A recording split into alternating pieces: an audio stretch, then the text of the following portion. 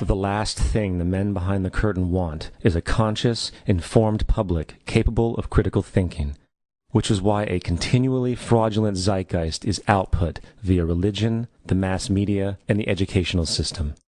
They seek to keep you in a distracted, naive bubble, and they are doing a damn good job of it.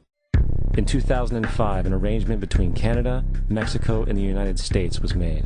This arrangement, unannounced to the public, unregulated by Congress, merges the United States, Mexico, and Canada into one entity, erasing all borders. It's called the North American Union, and you might want to ask yourself why you've never heard of this. In fact, there is only one mainstream reporter who has actually heard of and has had the courage to cover this issue. The Bush administration's open borders policy and its decision to ignore the enforcement of this country's immigration laws is part of a broader agenda. President Bush signed a formal agreement that will end the United States as we know it, and he took the step without approval from either the U.S. Congress or the people of the United States. It's a deal that few have even heard of. It's being done again by very few people at the very top on behalf of the investment class, but the working class of people, political officials across our country, from communities, from cities and so forth, they don't know anything about this. This isn't some trade agreement. It is a total removal of sovereignty from these countries, which will also result in a completely new currency called the Amero. Fall. Apart from that, I think one thing people who are dollar-based need to focus on is the Amero. That's the one thing that nobody's talking about that I think is going to have a big impact on everybody's life in Canada, the U.S., and Mexico. The Amero is the proposed new currency for the North American community, which is being developed right now between Canada, the U.S., and Mexico to make a borderless community, much like the EU, and the dollar, Canadian dollar, U.S. dollar, and the Mexican peso replaced by the Amero. By default of this agreement, the American Constitution will eventually be obsolete. You would think that a situation like this would be on the cover of every major newspaper. That is until you realize that the people who are behind this movement are the same people behind the mainstream media, and you are not told what you're not supposed to know. The North American Union is the same concept as the European Union, the African Union, and the soon-to-be Asian Union, and the same people are behind all of them. And, when the time is right, the North American Union, the European Union, the African Union, and the Asian Union will be merged together, forming the final stages of a plan these men have been working on for over 60 years. A one-world government.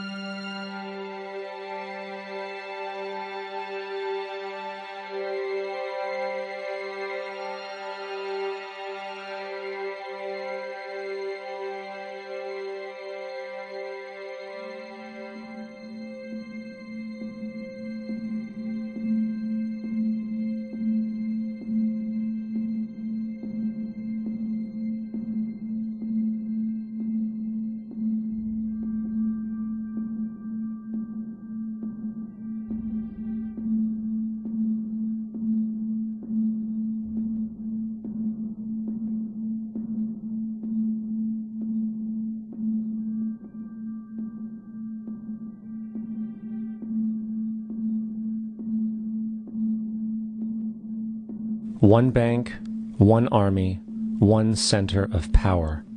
And if we have learned anything from history, it is that power corrupts, and absolute power corrupts absolutely. This is Aaron Russo, a filmmaker and former politician. To his left is Nicholas Rockefeller of the infamous Rockefeller banking and business dynasty. After maintaining a close friendship with Nicholas Rockefeller, Aaron eventually ended the relationship, appalled by what he had learned about the Rockefellers and their ambitions. I got a call one day from an attorney woman I knew, and she said, "Would you like to meet one of the Rockefellers?" I said, "Sure, I'd love to." And we became friends, and he began to divulge a lot of things to me.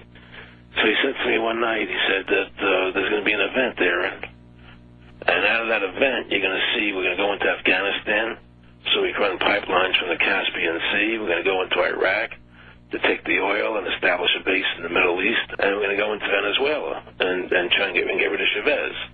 And the first two they've accomplished. Chavez they didn't accomplish.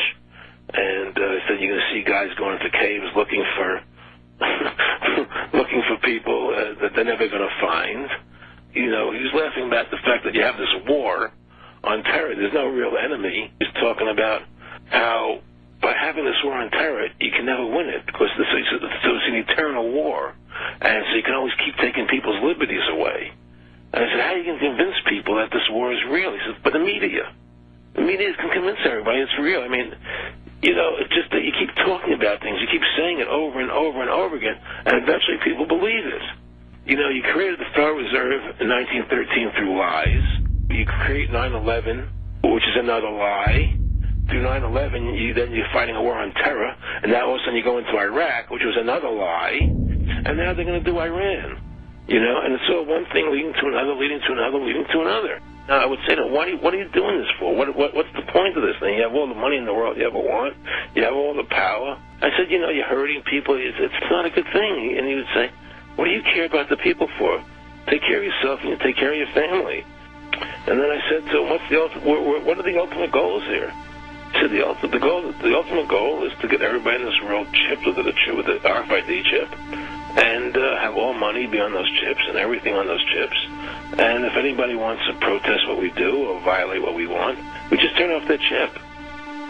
That's right, microchipped.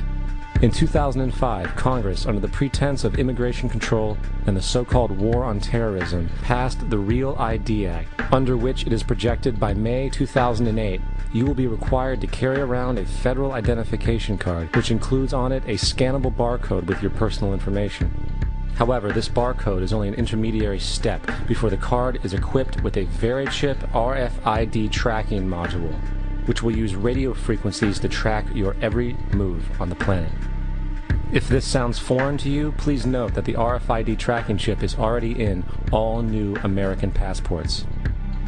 And the final step is the implanted chip, which many people have already been manipulated into accepting under different pretenses.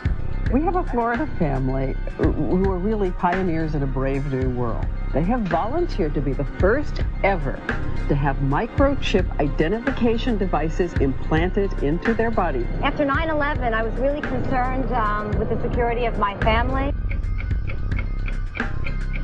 I wouldn't mind having something planted permanently in my arm that would identify me. In the end, everybody will be locked into a monitored control grid where every single action you perform is documented. And if you get out of line, they can just turn off your chip, for at that point in time, every single aspect of society will revolve around interactions with the chips. This is the picture that is painted for the future if you open your eyes to see it. A centralized one-world economy where everyone's moves and everyone's transactions are tracked and monitored, all rights removed. The most incredible aspect of all. These totalitarian elements will not be forced upon the people. The people will demand them. For the social manipulation of society through the generation of fear and division has completely detached humans from their sense of power and reality. A process which has been going on for centuries, if not millennia. Religion, patriotism, race, wealth, class, and every other form of arbitrary, separatist identification and thus conceit has served to create a controlled population, utterly malleable in the hands of the few. Divide and conquer is the motto, and as long as people continue to see themselves as separate from everything else, they lend themselves to being completely enslaved. The men behind the curtain know this, and they also know that if people ever realize the truth of their relationship to nature, and the truth of their personal power, the entire manufactured zeitgeist they prey upon will collapse like a house of cards.